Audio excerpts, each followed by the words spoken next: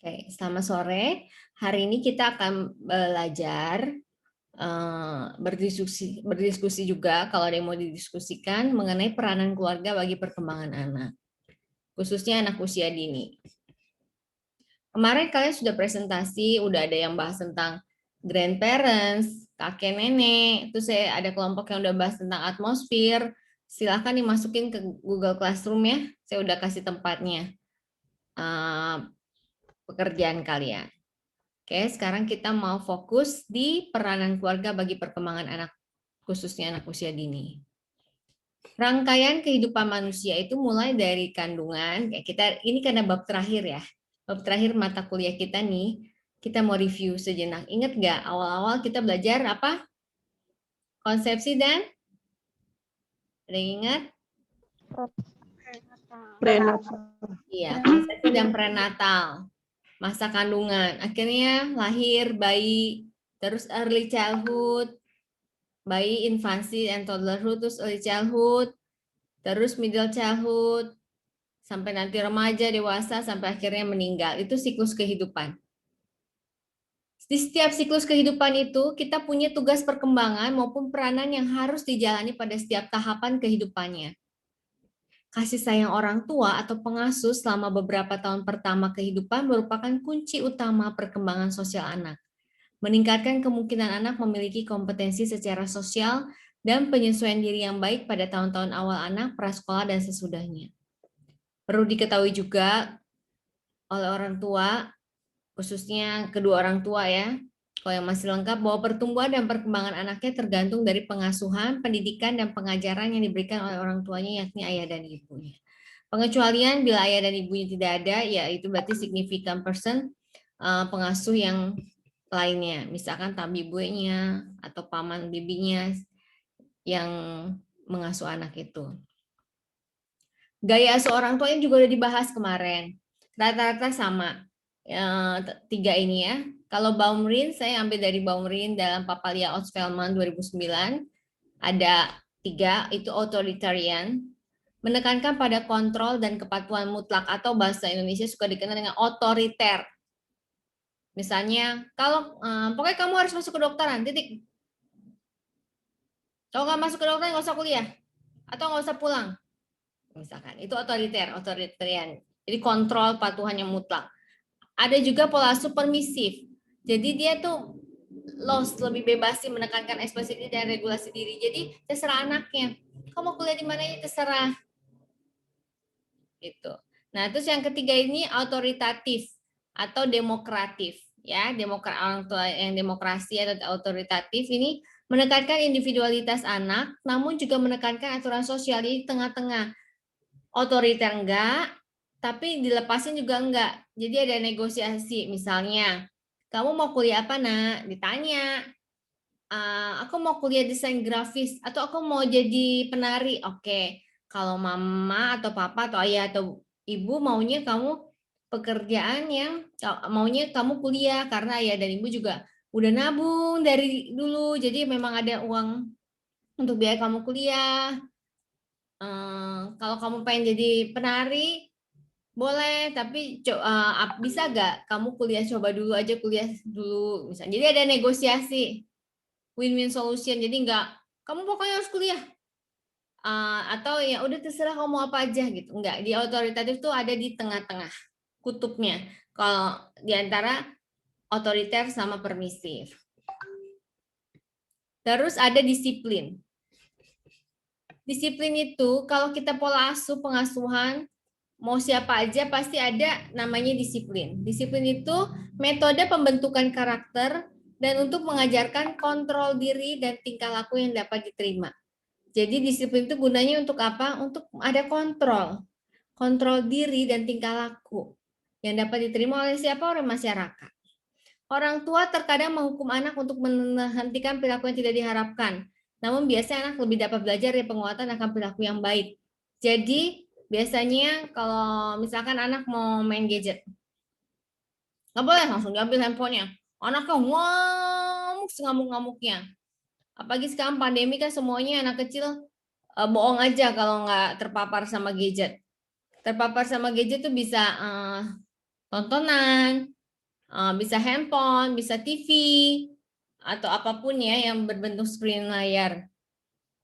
Itu gimana cara ngontrolnya? Apalagi kalau papa mamanya sibuk. Yaitu kalau yang dengan cara disiplin yang kasar, yang keras, ya dipaksa.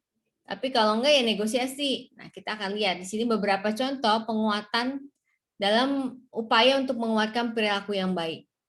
Penguatan tuh ada internal sama eksternal. Kalau internal tuh dari dalam diri. Contohnya gini. Contoh ini anak saya, Cat nih. Si kakak tahu tuh kalau udah habis maghrib, habis makan malam, pokoknya udah selesai, masuk kamar dia main dulu. Sebenarnya nggak boleh sebenarnya weekend, tapi udah kendor nih. Karena nggak ada kerjaan juga dan nggak boleh kemana-mana, jadi ya memang diizinin gitu untuk gadget selain sekolah online. Nah, si kakak udah tahu kalau oke, break udah waktunya untuk devotion, untuk baca renungan, untuk baca buku, pokoknya udah nggak gadget. Nah, kalau kakak udah ngerti, dia berarti kan udah penguatannya udah internal, dia udah bisa ngatur dirinya sendiri. Tapi si ade bisa kadang masih bisa ngambek gitu kalau dikasih tahu. Nah, itu pakai eksternal, masih motivasinya itu penguatannya masih eksternal. Kadang ya udah baca dulu, kalau udah baca baru boleh main lagi. Itu kan berarti kan ada ini kan, ada embel-embelnya gitu. Kalau kamu baca dulu nanti kamu boleh. Nah, itu namanya contoh penguatan eksternal. Atau gini deh, kamu pacaran. Oke deh, kalau misalkan nanti hari Sabtu apel ya, main ya, misalkan main ke kos atau ke rumah. Nanti kalau kamu main, nanti aku traktir makan misalkan. Itu contoh penguatan eksternal. Tapi kalau penguatan internal tanpa dijanjin apapun, oke kalau hari Sabtu itu udah otomatis aja pacar kamu tuh datengin kamu, ngapelin kamu karena sayang misalkan dan respect misalkan. Tanpa ada mau apa-apa misalkan mau dikasih ini, kasih itu atau enggak, itu udah tulus aja. Nah, itu internal, udah terbentuk itu contoh eksternal internal. Eksternal tuh macam-macam, bisa benda, permen, uang, mainan, atau token. Token tuh kayak koin-koin gitu. Atau kasih bintang gitu. Atau cuma sebatas senyuman, pujian, atau pelukan. Itu juga termasuk eksternal. Kalau Montessori tidak menyarankan ya eksternal. Jadi anak itu kalau bisa dibangun sejak kecil secara internal. Hukuman juga ada nih. Hukuman yang bijaksana dapat menjadi efektif, konsisten dan langsung berhubungan dengan pelanggaran setiap penjelasan yang singkat. Tujuannya memunculkan kepatuhan, bukan rasa bersalah. Hukuman fisik kok bisa dihindari ya, karena menyebabkan perilaku agresif, mengintimidasi penghukum. Rasa sakit sebagai respon untuk masalah cenderung meningkatkan daripada mengurangi perilaku antisosial. Jadi gini, kalau hukuman itu misalnya, oke kalau kamu nggak mau nurut sama ibu, kamu nggak boleh nonton TV 1 minggu misalkan. Itu kan ngancem. Jadi anak patuh itu karena takut nggak boleh nonton. Itu yang paling gampang memang seperti itu ngancem. Tapi kalau misalkan hukuman yang bijaksana, itu misalkan gini, si ade mukul kakak atau ngesobek bukunya kakak. Kadang, ade kenapa kayak gitu? Itu bukunya kakak disobek. Ade nih emang nggak sayang kakak ya, ade nih kurang ajar misalkan kayak gitu. Pukul misalkan. Itu kan hukumannya dipukul, diomelin, tapi nggak langsung sama masalahnya. Masalahnya kan tadi bukunya disobek kan. Si ade nyobek buku si kakak. Jadi yang harusnya dihukum itu perbuatannya. Misalkan kayak gitu, boleh nggak ade? Ini misalkan boleh nggak ade sobek bukunya kakak, misalkan kayak gitu. Terus kalau anaknya jawab kalau masih marah atau apa, tunggu tenang dulu. Kalau udah tenang, biar jadi anak itu tahu kalau dihukum itu bukan karena kita orang tua nggak sayang sama anak, tapi kita bukan nggak suka sama anak, tapi nggak suka sama perilaku dia yang menyobek itu. Itu yang perlu diperhatikan. Bukan nggak suka sama anaknya, tapi nggak suka sama perilakunya dia yang merusak. Jadi biar si anak tahu, biarkan anak tahu kalau misalkan adek menyobek buku itu berarti merusak. Pertama, merusak benda. Berarti kamu juga menyakiti hati kakak, misalkan kayak gitu. Jadi kita fokus sama hukuman langsung pada masalahnya. Jadi bukannya karena kamu nyoba gitu, emang nih ada dasar ada nih ya, emang dia nggak sopan. Ada ini memang nggak sayang sama kakak, ada ini nggak sayang sama mama papa. Misalkan ada nih gimana sih? Apalagi kadang kalau ada ini nanti nggak disayang Tuhan loh. Misalkan atau lagi bulan puasa, ada ini lagi puasa, ada ini dosa, misalkan. Kan jadi panjang kan? Padahal masalahnya misalkan nyobek. Jadi itu contoh jenis hukuman yang harus efektif, konsisten dan langsung pada tepat sasaran ya. Kalau hukuman fisik apalagi itu cuma agresi, terus malah cenderung biasanya kalau yang itu malah jadi tambah agresif. Contohnya gini, ada anak yang dari kecil dipukulin sama papa mamanya. Ketika dia jadi orang tua, dia cenderung akan pukul anaknya juga. Otomatis itu kayak ada apa ya dari dalam dirinya, kecenderungan seperti itu. Atau ketika anak dipukul, dia ada temen yang salah, dia langsung juga main tangan gitu pukul. Jadi malah meningkatkan agresivitas daripada mengurangi perilaku antisosialnya, malah jadi meningkat. Jadi nggak bagus, nggak disaranin hukuman fisik. Oke, beberapa metode dalam menerapkan disiplin pada anak nih, ada induktif teknik. Induktif teknik itu maksudnya apa? Secara perlahan mengurangi tingkah laku yang tidak diinginkan. Kayak tadi contohnya, anak sobek buku kakaknya si Ade. Jadi kasih penjelasan, dikasih reasoning. Kamu coba, ini bukunya kakak ya. Kakak besok ada tugas project dari sekolah atau homework atau PR. Terus kamu sobek. Coba bayangin kamu. Kalau itu kamu, kerjaan kamu udah capek-capek bikin, terus kakak sobek. Gimana perasaan kamu? Terus ini udah malam. Terus kakak harus bikin lagi. Terus gimana kalau besok kakak ditegur sama kakak tutornya? Misalkan kayak gitu. Jadi dikasih alasan, boleh gak kayak gitu? Jadi balikin lagi ke si anak itu induktif teknik. Kalau power assessment itu tujuannya hentikan atau mengurangi tingkah laku yang tidak diinginkan melalui paksaan fisik atau verbal. Misalnya, oke, karena kamu udah nyobek bukunya kakak atau kakak atau abang, kamu nggak boleh nonton TV 1 minggu. Kamu akan dikasih uang jajan, kayak gitu-gitu. Itu tuh namanya power assertion, ancam gitu ya biasanya. Terus ada withdrawal of love, ini diacuhin. Oke, misalkan si Ade nyobek bukunya kakak, dihukumnya dengan cara apa? Nggak, biasanya makan ditawarin, diam aja dicuekin, diabain. Kadang malah yaudah kak kita makan aja. Kakak mau ikut ke mall? Ini adanya dicuekin aja gitu. Itu juga nggak baik. Kenapa? Si Ade kan jadi nggak ngerti salahnya apa. Dia tahu dia salah nyobek, tapi dihukumin diacukan. Jadi ya di antara 3 metode ini, menurut kalian yang paling baik apa? Ayo, siapa yang mau berpendapat? Induktif teknik, Bu. Siapa? Coba raise hand dulu biar kelihatan. Siapa? Indri udah buka kamera. Oke, apa Indri? Menurut Indri yang mana di antara 3 ini? Yang pertama, Bu, induktif teknik. Kenapa? Karena kalau seperti itu tuh untuk diberikan alasan, mungkin anak sedikit mengerti tanpa dia takut kalau dimarahin orang tua ataupun semacamnya. Kadang-kadang bisa sih Bu seperti itu, saya lihat kadang orang tua tuh kayak ngancem anaknya, kamu nggak usah kasih jajan kayak gini kayak ini. Jadi kan anak itu takut, bukannya mengurangi tingkah laku yang tidak baik, malah dia tuh takut cuma karena takut saja gitu Bu. Kalau yang pertama baik bagi saya. Oke, jadi ini ya, memang setiap orang tua, setiap keluarga punya hak masing-masing dalam menentukan metode disiplin. Cuma karena kita lagi belajar perkembangan anak, jadi kita belajar dari yang disarankan, yang paling bijaksana sampai yang kalau bisa dihindari. Ya, yang benar ya induktif teknik ini di antara tiga-tiganya yang paling bijaksana dan masuk akal buat anak gitu. Dan lebih aman untuk perkembangan emosional anak juga, mental anak. Oke, kita masuk ke kondisi keluarga. Kondisi keluarga dipengaruhi oleh beberapa banyak orang yang tinggal dalam rumah.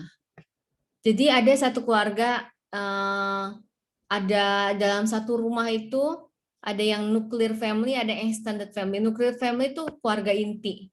Jadi biasanya ada 2 generasi aja, papa, mama, sama anak. Anaknya baik anak kandung maupun anak adopsi, tapi itu dihitungnya anak.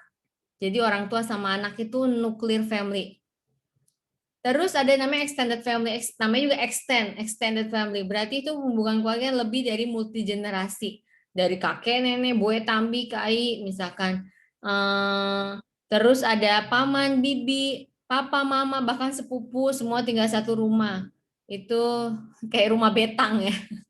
Satu panggungnya semuanya ada. Itu extended family. Ya. Jadi kalian sambil belajar, sambil ingat-ingat waktu kecil, kalian termasuk tipe nuclear family atau extended family. Terus ini juga anak dalam keluarga dengan satu orang tua memiliki lebih banyak masalah perilaku dan akademis. Misalnya orang tua bercerai, biasanya itu lebih banyak tantangannya. Terus status sosial ekonomi juga mempengaruhi, misalnya keluarga dari ekonomi rendah atau kemiskinan bisa nyebabin stres psikologi, masalah emosional perilaku, akademis juga berpengaruh, disiplin jadi nggak konsisten, boro-boro mau konsisten, orang tuanya haur atau sibuk cari duit, boro-boro ngurus anaknya, karena kan itu pasti akan mempengaruhi perkembangan anak. Hal lain yang berperan dalam kondisi keluarga itu posisi seorang anak dalam sebuah keluarga. Posisinya anak kandung, anak adopsi, kayak gitu. Itu juga mempengaruhi. Urutan kelahiran juga bisa di browsing tuh, ada psikologi anak sulung, psikologi anak bungsu, anak tengah tuh ada. Tinggal di browsing sekarang tuh semuanya Mbak Google lengkap, tinggal dipilih aja yang mana yang paling kredibel gitu. Linknya. Jadi karakteristik umum dari anak kedua nih contohnya. Ekstrovert biasanya, kreatif, suka berpikir bebas, melihat apa yang tersisa dari peran dan perilaku yang sudah dilakukan anak pertama, dapat menjadi pemberontak juga dalam keluarga, baik dengan atau tanpa sebab tertentu. Itu contoh. Biasanya kalau anak pertama itu lebih bertanggung jawab, kayak gitu. Anak tunggal biasanya lebih cari perhatian atau apa, itu contoh aja. Atmosfer keluarga. Namanya juga atmosfer. Jadi apa yang menyelubungi keluarga itu ya? Itu kayak atmosfer keluarga itu gaya penanganan masalah dengan hidup yang dicontohkan keluarga kepada anak. Jadi apa nih ini anak nih, misalkan nih anak saya anak. Atmosfer keluarga tuh apapun yang di luar itu yang mempengaruhi saya sebagai anak. Misalkan gaya penanganan masalah dengan hidup yang dicontohkan keluarga itu juga mempengaruhi. Jadi melalui atmosfer keluarga, misalkan gini, atmosfernya keluarga itu damai, tenang, ada juga atmosfer keluarganya kalau ngomong tuh ngegas terus. Itu kan jadi bawaannya emosi terus. Jadi ngomong dikit antara ayah dan ibunya, atau dengan tambi buenya, atau dengan pembantu, atau dengan siapa, kalau ngomong tuh pasti nadanya naik 1 oktav. Atau ngegas, itu kan atmosfer, mungkin memang kebiasaan budayanya seperti itu, tapi itu bikin gak enak kan, gak tenang. Kayaknya hidupnya high tension banget gitu. Jadi melalui atmosfer keluarga, anak belajar tentang nilai dan aturan dan mencoba menempatkan diri ke dalam standar yang dibuat orang tua mereka. Anak juga belajar tentang hubungan dengan melihat interaksi anggota keluarganya dan tentang peran jenis kelamin dengan melihat pola asuh orang tua, pola orang tuanya. Jadi apapun yang di luar anak itu, bagaimana orang tua memecahkan masalah atau sebagainya, bagaimana komunikasi, itu yang dilihat sehari-hari dan didengar anak, itu yang namanya atmosfer keluarga, itu yang bisa mempengaruhi perkembangan si anak. Oke, ada 12 atmosfer keluarga yang negatif nih, serta dapat membawa dampak buruk bagi anak menurut Thompson. Contohnya, authoritarian atau otoriter. Atmosfer keluarga yang otoriter, semuanya anaknya dipaksa untuk patuh mutlak sama keputusan keluarga. Terus yang kedua, supresif atau menekan. Anak tidak diizinkan untuk mengekspresikan pikiran dan perasaan mereka. Jadi ekspresinya oke, boleh ekspresinya, tapi yang sebatas yang orang tua mau dengar. Misalkan, Ibu, aku dapat 100. Oh iya, bagus. Orang tua tuh mau dengarnya sebatas itu. Yang manis didengar di kuping orang tua misalkan. Jadi kalau ada anaknya dibully atau apa tuh orang tua, aduh kenapa sih kamu nggak lawan, kenapa gitu, maksudnya nggak mau.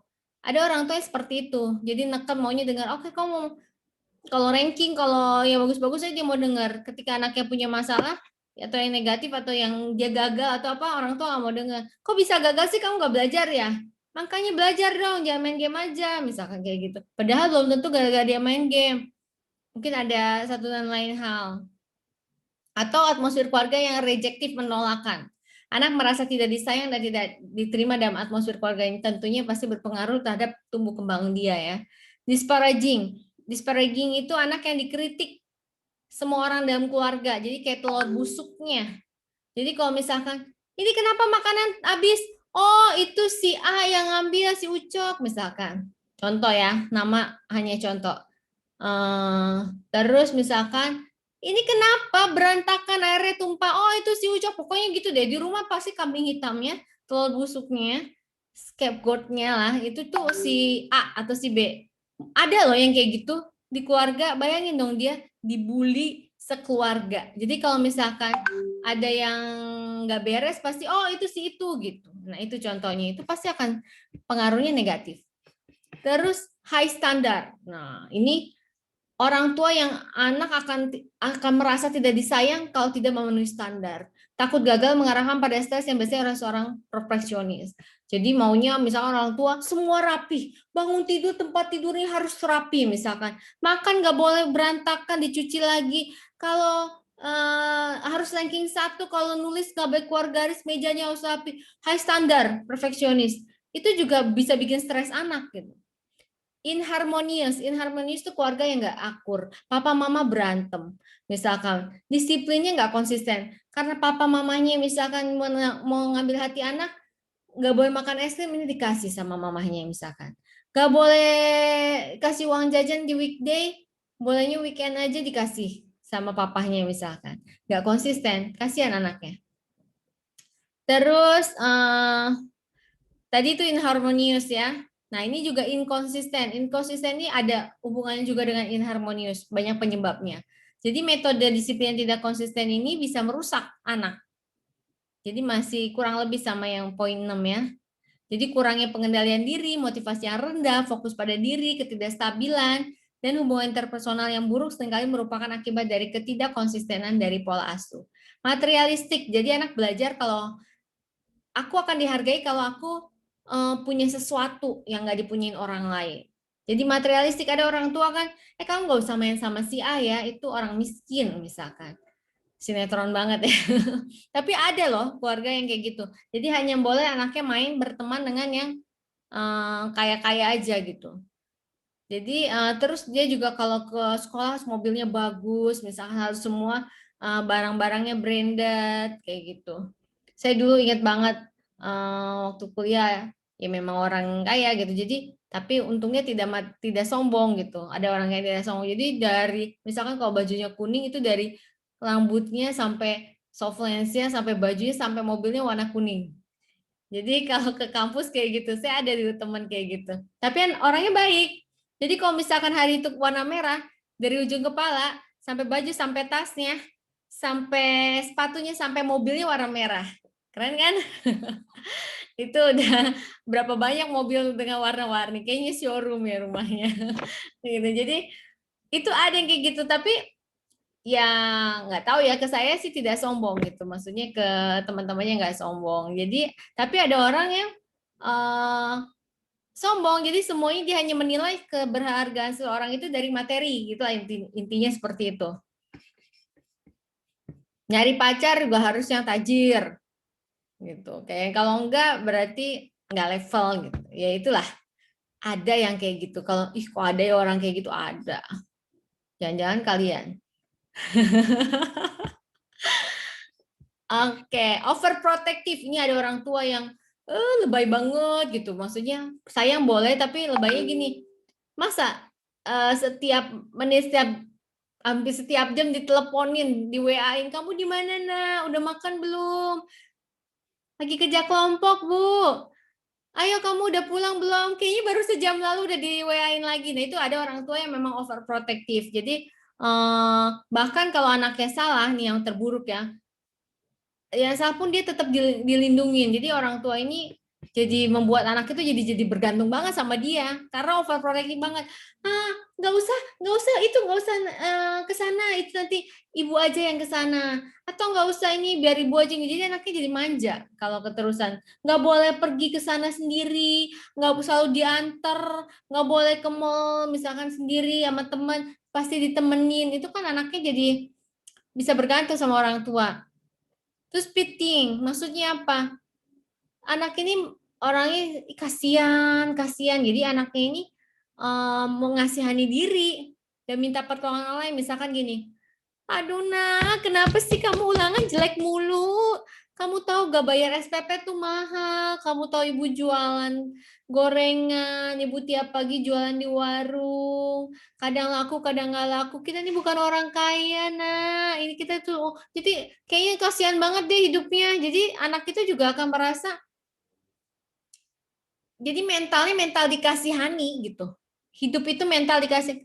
Nanti kamu dengerin ya, atmosfer keluarga tuh kamu ingat-ingat. Kalau kamu jadi orang yang pemarah sekarang atau kamu jadi orang yang A, B, dan C tipenya itu, ingat-ingat waktu kecilnya pengasuhannya seperti apa. Kayak gitu. Karena itu ngaruh.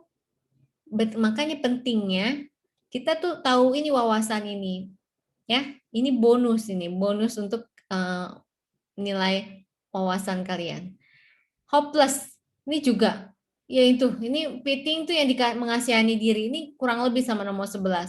Hopeless ini yang putus asa, papanya di PHK, misalkan pandemi di PHK, usahanya bangkrut, rumahnya digadai. Jadi misalkan ya itu biasanya karena faktor ekonomi gitu, jadi sumber keuangannya hilang. Jadi dia bilang ke anak, kita nih udah bangkrut, kita nih gagal, kita nih nggak punya harapan, jadi hopeless. Jadi anak-anak dari kecil udah didoktrininnya, kita nih gagal, kita nih nggak mampu, kita nih bangkrut. Ingat ya, what you say, what you get. Apa yang kamu ucapkan, itu yang terjadi. Makanya saya lagi ganti nih omongan saya. Aduh, gue jerawatan, jerawatan. Beneran jerawatan terus nih nggak sembuh-sembuh jerawat saya. Makanya saya mau ganti ngomongnya, mukaku mulus, glowing gitu. Jadi kita ganti, karena what you say, what you get. Bayangin kalau anak dari kecil dibilangin kamu tuh bodoh, kamu tuh gagal, kamu tuh aduh jorok banget sih jadi gadis, jadi cewek misalkan, aduh nggak rapi. Maka kan yang terjadi seperti itu. Kebayang dong. Itu jadi hopeless. Martir ini anak belajar bahwa hidup itu tidak adil dan orang harus memperlakukan mereka dengan lebih baik, bentuk dasar dari ketergantungan. Jadi ada orang tua yang memang martir semuanya, jadi anak tuh merasa bahwa hidup ini tidak adil. Jadi orang tua harus memperlakukan mereka lebih baik. Ya kayak gitu-gitu deh. Karena biasa semuanya itu butuh pengorbanan kayak gitu-gitu ya. Itu contoh atmosfer keluarga. Hubungan dengan grandparents atau kakek dan nenek. Saling memberikan keuntungan. Peran seorang grandparent sebagai pengasuh, sebagai guru, role model, confidence, dan kadang sebagai penengah antara anak dan orang tua. Biasanya kan kakek nenek lebih sayang cucu kan daripada anaknya. Kehangatan, ayo jangan nguap. Kehangatan, manja, dan penerimaan yang dimiliki nenek bisa menjadi tempat untuk melepaskan kepenatan dan tekanan anak dari orang tua. Biasanya kalau dimarahin mami dedinya, anak saya nih contohnya, larinya ke nenek misalkan. Biasanya suka kayak gitu. Kalau sama tami gue, biasanya lebih disayang gitu. Kita nggak kasih, orang tua nggak kasih pinjam handphone ke tambinya atau buenya dikasih. Biasanya kayak gitu. Dan keuntungannya apa? Kalau kakek nenek ngasuh anak gitu, ngasuh cucu, dia merasa berguna. Sedangkan nanti kalau kita, kalian nggak belajar psikologi perkembangan dewasa ya, tapi kalau di psikologi perkembangan dewasa, orang yang lanjut usia, mereka tuh senang kalau merasa dibutuhkan, karena kan post power syndrome. Jadi kalau kalian punya buaya tambi, kalau kayaknya sibuk banget nggak bisa diam, itu karena mereka merasa senang kalau dibutuhkan. Nah, dengan adanya cucu, apalagi kalau cucunya bilang, Tambi, atau nenek, atau bue, aku mau gini pas, ayo cu, gitu. Dia seneng gitu. Jadi secara psikologis, buat si grandparents-nya ini baik, buat si anaknya juga baik. Jadi kayak saling menguntungkan. Tinggal mama papanya kadang bingung kalau mereka terlalu dimanja sama kakek nenek kan. Gitu. Nenek lebih terlibat dalam kehidupan cucunya daripada kakek. Ini teori ya, penelitiannya seperti itu. Kalaupun ada sebaliknya ya nggak apa-apa. Nah, ini kan menurut si Smith dan Drew, belum tentu menurut Esta atau menurut Christina atau menurut siapa gitu kan, beda lagi. merasa puas dengan peran parenting sekarang anak pada semua usia juga merasa lebih dekat dengan nenek. Ini kata teori penelitian. Keyakinan peran seks dapat mempengaruhi cucu untuk mengidentifikasi pada nenek mengenai nilai dan merasa lebih dekat padanya. Jadi misalnya cucu perempuan biasanya dekatnya sama nenek kayak gitu. Tapi ya nggak tentu juga. Saya dekat sama engkong dulu. Engkong itu kakek. Gitu. Padahal saya anak perempuan, tapi saya lebih dekat sama kakek saya dulu. Cucu yang diasuh oleh grandparents dilaporkan memiliki prestasi akademik yang lebih rendah bila dibandingkan dengan anak-anak yang diasuh orang tuanya. Hal ini karena keluarga ini cenderung lebih miskin dan layanan kesehatan yang kurang. Banyak grandparents yang membesarkan cucu-cucunya memiliki kesehatan yang baik dan bekerja di luar rumah. Ini katanya si Smith Andrew lagi. Belum tentu ada yang diasuh kakek neneknya malah lebih pintar gitu karena kakek neneknya profesor gitu atau kakek neneknya memang pintar. Iya nggak tentu ini menurut Smith Andrew tapi kebanyakan menurut penelitiannya seperti ini. Selesai. Oke. Selesai materi kita. Yeay, satu semester beres. Sering. Senang saya selesai. Yuk UAS. Mau langsung UAS? Oke, itu ya materinya. Nanti bisa saya kasih recordnya.